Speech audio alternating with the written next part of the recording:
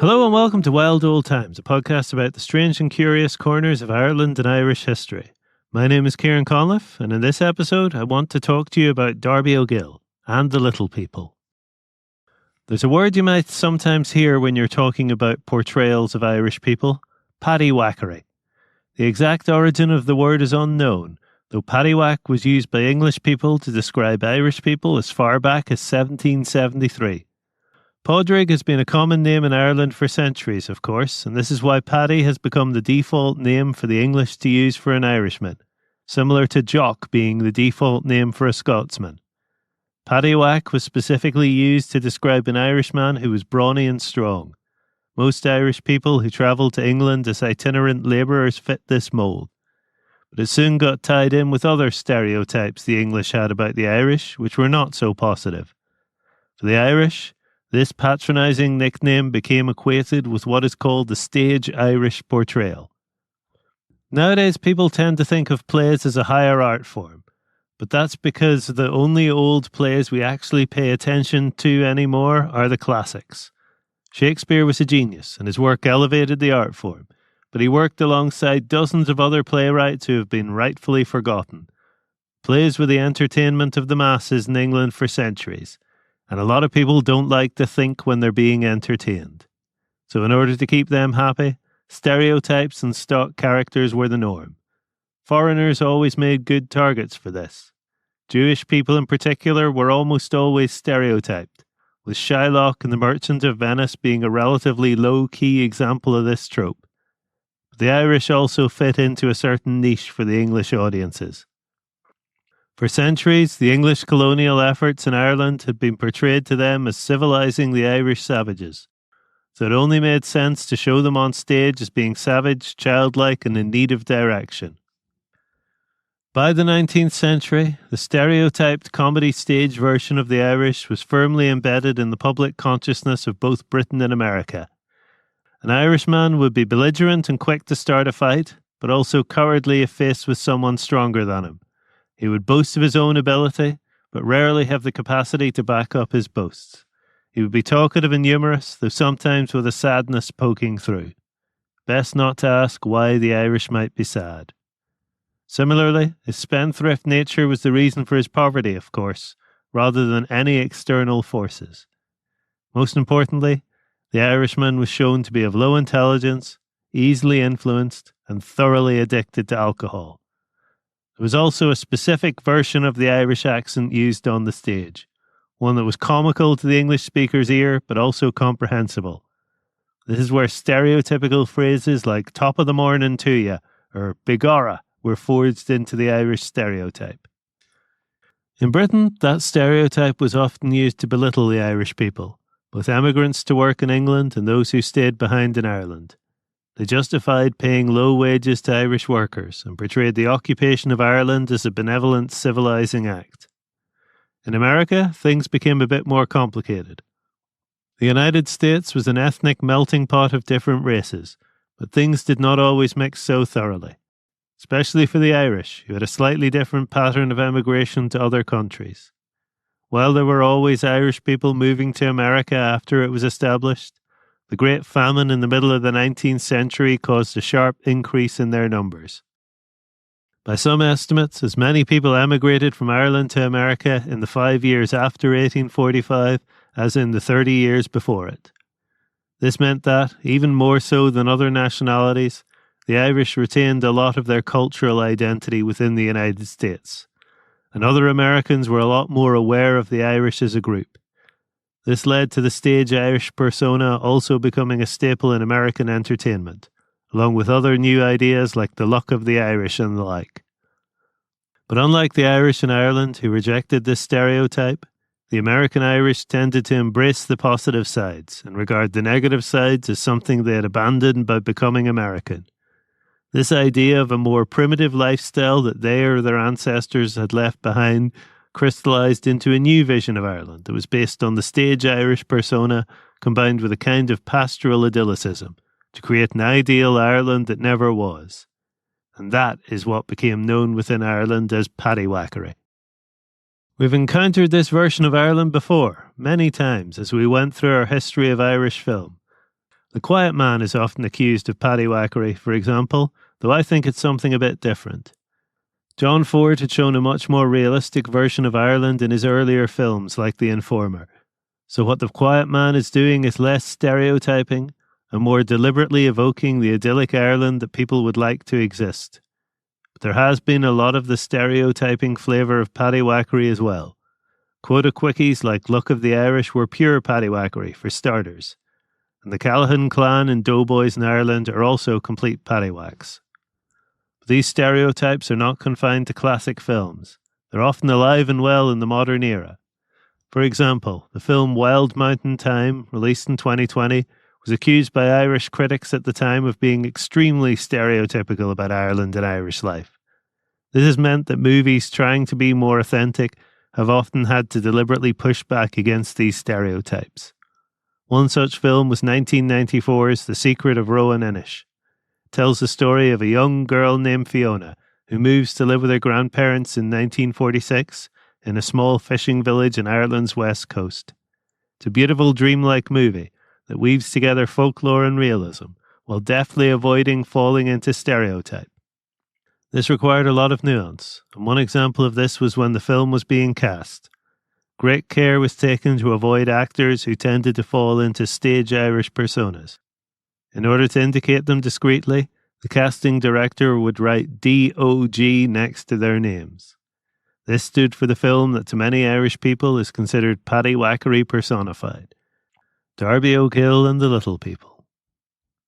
Could be argued that Darby O'Gill comes by its 19th century view of Irish people honestly, because it was based on a book that was written by someone who grew up in the 19th century. It was written by Hermione Templeton Kavanagh, though she was just Hermione Templeton when she wrote it. She was born as Minnie McGibney in Aldershot in 1861. Her father was an army major from County Longford in Ireland, and her mother was from Coventry. She was the second of 7 children, and she was 11 years old when her father moved the family to Quebec. By 1880 he was dead, and the family were living in Manhattan and New York. Minnie went out and worked as a sales clerk to support the family, and that might be where she met John Templeton. He was over 20 years her senior and a theatrical manager. They were married, but it didn't last, and by 1893 she was divorced. By that time she was living in Chicago, and that was where she stayed. Chicago had a strong Irish-American presence, and this meant that there was an audience when in 1901 she wrote her first published short story based on the folklore her father had told her as a child. That was Darby O'Gill and the Good People. In 1903 it was collected into a book, along with 5 other stories she had written and published, by the Riley and Lee Company of Chicago. They were a well-known publisher of children's books, best known for publishing The Wizard of Oz and its sequels. Minnie, who had adopted Hermione as a more formal version of her name, wrote several more stories in the years that followed and established herself as a literary presence in Chicago. That might be how she met her second husband, Marcus Kavanagh. He was a judge, and they were both in their 50s when they were married, possibly while on holiday in Dublin. They remained happily married until her death in 1933, and her second book of Irish fairy stories was dedicated to him. Darby O'Gill and the Good People was a children's classic in its time, though it's a slightly painful read today. This is mostly because it's written in an approximation of an Irish accent. Fine spelled F-O-I-N-E, reason spelled R-A-Y-S-O-N, and so on. Aside from that, it's actually not that bad a book. It opens with the first 2 stanzas of William Allingham's famous poem The Fairies, which I'm going to take that excuse to read to you now. Up the airy mountain, down the rushy glen, we daren't go a-hunting for fear of little men. Wee folk, good folk, trooping all together, green jacket, red cap, and white owl's feather. They stole little Bridget for 7 years long. When she came down again, her friends were all gone. They took her lightly back between the day and the morrow. They thought that she was fast asleep, but she was dead with sorrow. I apologise, but as a Donegal man, I always feel the need to boost the reputation of our most famous poet. Allingham's fairies are ambiguously dangerous, but Minnie's fairies are generally more benevolent, though sometimes a bit cruel. The first story, Darby O'Gill and the Good People, tells of how Darby somehow upset the fairies and they began stealing his livestock. He sets out to the mountain of Slieve na Mon to confront them. Darby manages to break into the mountain, where his presence confounds the fairy king Brian Connors. As he came there by his own free will, he is immune to the spells of the fairies, unlike those they have kidnapped. He is held prisoner there for 6 months, until his wife's sister Maureen McGibney, who was kidnapped by the fairies and presumed dead, helps him escape. Fairies pursue him, but Darby is able to trick them into a trap surrounded by holly bushes, which they cannot cross. This lets him bargain for both Maureen's freedom and the return of his livestock, along with the freedom of every other person from his parish held by the fairies. King Brian agrees and respects him for his cleverness, and the two wind up as friends thereafter. The second story is called Darby O'Gill and the Leprechaun, and it opens with him discussing fairy folk in general and the leprechaun in particular with his friends. Darby's opinion is that the 3 wishes the leprechaun offers are a trap, as they will be fulfilled according to the letter and not the spirit. Of course, when he encounters a leprechaun himself, his greed is too much for him, and he takes his chance on making his wishes. Doesn't work out, but Darby himself is left none the worse for it. To give you a flavour of Minnie's writing, at one point Darby in this story refers to his ancestors who were his forefathers. His wife replies, "How could your aunt's sisters be your forefathers?" It's pretty much all like that. The third story is called The Conversion of Father Cassidy, and in it Darby winds up causing a meeting between that priest and the fairy king Brian Connors. The priest and the fairy initially argue about whether Satan was the enemy of mankind, or if mankind was the enemy of Satan, blaming him for all his own evil deeds. Darby is able to bring harmony by asking them who the greatest man who ever lived was, and they both reply it was Daniel O'Connell. They both also think that Tom Moore was the best poet. While they disagree over the best fighter, their opinions are close enough that they remain civil. For the record, Fairy King says Brian Boru, and the priest says Hugh Rue O'Neill. So the priest is converted into a friend to the fairies, and they to friends to him. The fourth story doesn't have Darby in it, but is instead a conversation between Father Cassidy and King Brian Connors about how the fairies came to Ireland. In this tale, the fairy king claims that he and his people once lived in heaven, but were exiled to earth for refusing to take sides when Lucifer rebelled. The fifth story has King Brian do a good deed for a lovelorn lady, but in the process he finds himself caught in a churchyard when the cock crows, leaving him powerless until the sun sets. Naturally, this leads to him having a series of misadventures before his power returns. And the last story is about Darby's encounters with both a banshee and a ghost, who turn out to be a lot less sinister than he initially imagined. Overall, the stories are pretty harmless, though they're much more inspired by Irish folklore than consistent with it. They were extremely popular and did a lot to shape how Irish Americans saw their heritage. This is another part of the disconnect we spoke about earlier, and explains why the Irish American view of Irish folklore is often so different from the Irish. One Irish American who read the books growing up and loved them was Walter Elias Disney. Walt's paternal grandparents had both emigrated to Canada from County Kilkenny as children, their parents being friends. Disney comes from the Norman name Disney, and the Disney family had moved to Ireland from England in the 17th century. Walter was born in Chicago in 1901, the same year Minnie published her first Darby O'Gill story. Although they moved away in 1905, Darby O'Gill was still one of the books Walt read as a child, and it stayed with him when he grew up, along with other stories of Irish folklore. In 1946, he decided to make a movie based on these, and so he and his wife Lillian took a trip to Ireland. By this point in his career, Walt Disney was already the most famous name in animation in the world. It had been a rough few years for his business, though. The war years had reduced his revenue, especially in the early years, and poor handling of an animator's strike had seen some of his most talented artists leaving, bolstering his competition. In response, his brother Roy had suggested that the company look more into live-action features. This is what he was thinking about when he came to Ireland. To the Irish government, despite the financial straits, Disney smelled like money. He met with the president and with Taoiseach Eamon de Valera. He visited Kilkenny, his ancestral home, and he met with the Irish Folklore Commission, which had been set up by the government a decade earlier to record Ireland's myths, legends and folk traditions. One way they did this was through what became known as the Schools Collection. The folklorists recruited principals from primary schools around the country and trained them in what folklore was. Then the principals taught their pupils, gave them exercise books, and sent them off to collect folk tales and stories from all of their relatives. This resulted in over 50,000 children producing nearly 400,000 pages of interviews between them. It was an amazing project and spoke to the vision of the people in the commission. They, in the person of Dr. Seamus DeLargy, put these resources at Walt's fingertips so he could dig through it for the details he sought.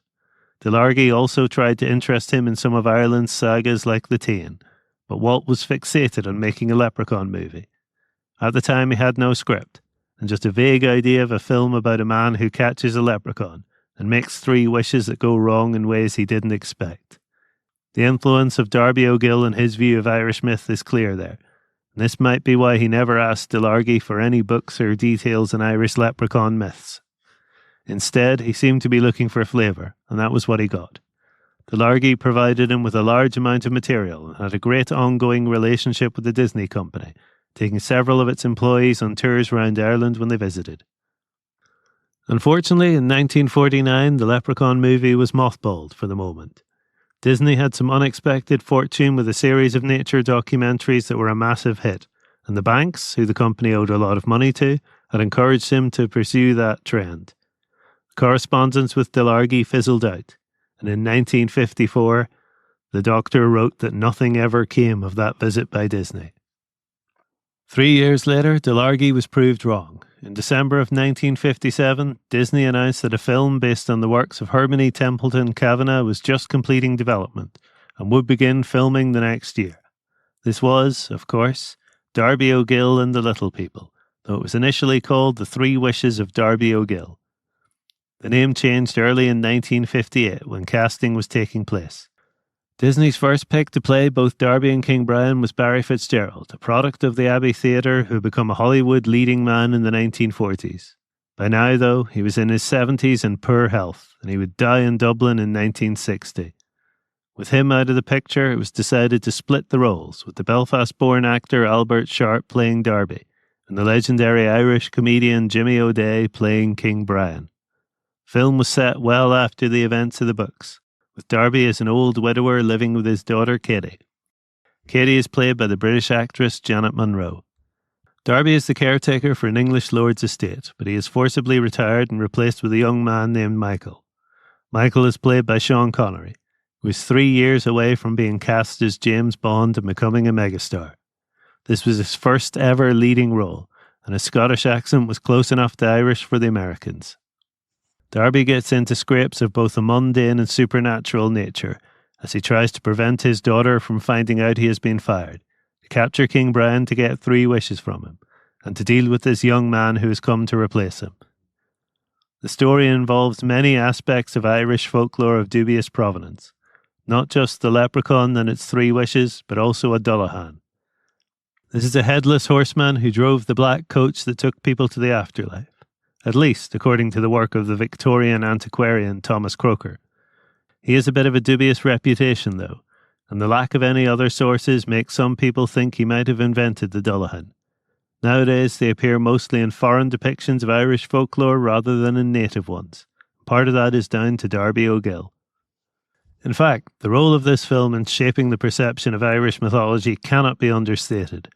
Leprechauns are only one among the many different types of fairy in Irish stories, and even today they barely feature in what Irish children are taught about their own culture. But to foreigners, especially Americans, they have become the defining feature of Irishness. This is part of why many Irish people regard the film as an act of cultural vandalism. To add insult to injury, it wasn't even filmed in Ireland. Filming took place on a massive soundstage in Los Angeles, one of the largest ever constructed at the time. This is because they used forced perspective to make the little people, well, little. This classic method dated back to the early days of film and would be used for decades to come, most famously in Peter Jackson's Lord of the Rings series. In order for it to work, the lighting in the scene needed to be perfectly consistent, which apparently took so much power that it caused a blackout when first turned on. The film was directed by Robert Stevens, who would go on to direct other Disney classics like Mary Poppins and Bedknobs and Broomsticks. He was one of the most prolific and successful directors of films for Disney, probably helped by his willingness to stay in the shadows and let Walt be the face of the films. And face he definitely was. He hosted a TV series called Walt Disney Presents, that sometimes showed Disney shorts, and sometimes served as a vehicle for advertising his movies and theme park. In May of 1959, they released an episode called I Captured the King of the Leprechauns to tie into and promote Darby O'Gill. In the episode, Walt sits down to discuss the movie with Pat O'Brien. Pat was an Irish-American actor who was so well known for playing Irish characters on the screen that the press called him Hollywood's Irishman in residence. Pat isn't in Darby O'Gill, but he did appear in the Marilyn Monroe movie Some Like It Hot that year. He was clearly chosen to lend legitimacy when Walt spoke of his own Irish heritage and told him that he wanted to make a leprechaun film. Pat tells him that he needs to hire real leprechauns to act in the movie, so Walt sets out to Ireland to meet them. The show mocks up his meeting with Delargy, or at least someone based heavily on Delargy. The fake scholar tells him the story of how the fairies were exiled from heaven, lifted completely from Minnie's book. Scholar then shows him what he says is a real leprechaun's coat and hat, and sends him off to Kerry to meet Darby O'Gill. Darby tells Walt some stories about King Brian, and then the pair set off up the mountain to meet him. Walt and the King have a chat, and then it cuts back to Walt meeting up with Pat O'Brien again. Walt then tells Pat a story that Darby told him, in a scene that basically acts as a trailer for the movie, with scenes shown on screen as Darby describes them. Although there is one change. Darby is a colour movie, but the show was broadcast on ABC, and at the time they could only broadcast in black and white. The episode is on YouTube, and I'll put a link in the show notes. If you want to watch Darby O'Gill for yourself, keep an eye out to see which version you get. The original film has authentic accents and a few sentences of Irish sprinkled throughout, but a later redub toned down the accents and got rid of the Irish. A metaphor, perhaps, for the way it filtered Irish folklore to fit the American taste. The film premiered in Dublin on June 24th, 1959. Walt and most of the cast flew to Ireland to attend it, and were given a state reception. In a nice touch, the staff of the Irish Folklore Commission and their children were among those invited to attend, although sadly Dr. Delargy wasn't able to make it. Walt once again met with the Taoiseach and the President. The President was the same person as last time, but it was a new Taoiseach, Sean Lemass. The film did not really fit with his view of Ireland, as he sought to turn it into a more modern and international country. But he realised it could be a major boost to the Irish tourism industry, and he was right. It led to throngs of Americans visiting Ireland in the decades to come to connect with their roots, helping to sustain the Irish economy through some very rough patches. And this is part of the reason why Irish people have such a complicated relationship with Darby O'Gill and the Little People. We know it's not authentic, but we've been putting on the same face for decades to draw people to the country. And I'm forced to admit, the movie itself is actually pretty good. The Irish Times described it best in their review at the time. They said that Walt Disney was full of blarney, but that Darby O'Gill was the most successful blarney ever brought to the screen. It's a film full of affection for Ireland, and while some of that affection may be misplaced, it's still genuine. At the time, reception in Ireland was muted. There's an urban legend that it was picketed by people calling it stereotypical, but that isn't actually true. It wasn't a huge success on its initial release, but like a lot of Disney movies, it had a long tail, and was just as popular on re-release in 1969 as it had been in 1959. In the American mind, it cemented the leprechaun as the symbol of Ireland, seen in the logos of sporting teams and the signs of Irish pubs. In Ireland, the leprechaun is more like the symbol of American tourism, and the version of Ireland that we present to them. It's a fantasy, of course, but then again, isn't that the point of a story? And on that note, I'm going to bring this little series about Irish film history that I've been doing to an end. Though, of course, I will be talking more about other parts of that history in the future. I still have to tell you about Roger Corman's Irish adventures, for starters. But for now, we'll be looking at other strange and obscure corners of Ireland and Irish history. So join me next episode, and we'll have another wild old time. This has been Wild Old Times, a podcast about the stranger corners of Ireland and Irish history. The opening theme is The Cat That Ate the Candle. The closing theme is The Parting Glass. Both were recorded by Gregory Mahan and are used under a Creative Commons license. You can find more of Greg's music at tinwhistler.com. Our logo is by Liffy Designs. Wild Old Times is recorded at Farset Labs in Belfast. If you enjoyed the podcast, give it a review wherever you find it. It really does help the show. If you really enjoyed it, tell your friends. Either way, I hope to see you again for another wild old time from Irish history.